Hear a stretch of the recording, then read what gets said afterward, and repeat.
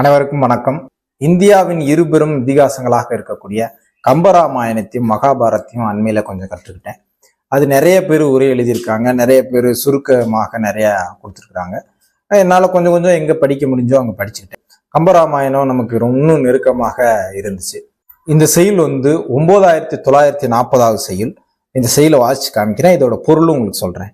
வெள்ளெருக்கஞ்சடைமுடியான் வெற்பெடுத்த திருமேனி மேலும் கீழும் எல்லிருக்கும் இடமின்றி உயிர் இருக்கும் இடம் நாடி இளைத்தவாரோ கல்லிருக்கும் மலர்கூந்தல் சனகியை மனச்சிறையிலிருந்து கறந்த காதல் உள்ளிருக்கும் என கருதி உடல் புகுந்து தடவியதோ ஒரு வாளி அப்படின்னு ஒரு செய்யுள்.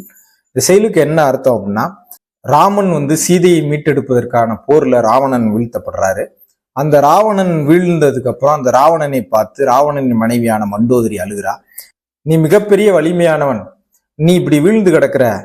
இந்த ராமன் விட்ட அம்பு உன் உடம்புல எள்ளு இருக்கிற இடம் கூட இல்லாம, எள்ளு அளவுக்கு இடம் கூட இல்லாம எல்லா இடத்துலயும் புகுந்து புகுந்து வெளியே போயிருக்கு.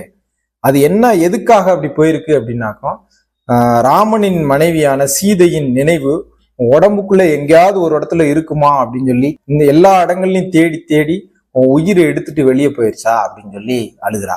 இந்த செய்யுளும் கம்பன் அதை விவரிச்சிருக்கிற விதமும் எனக்கு ரொம்ப பிடிச்சிருந்துச்சு. இன்னும் கம்பராமாயணத்துல சில பாடல்கள்ல உங்களுக்கு சொல்லணும்னு விருப்பப்படுறேன். சிறந்த ஒரு செயலோடு அடுத்த காணொளி சந்திப்போம். நன்றி, வணக்கம்.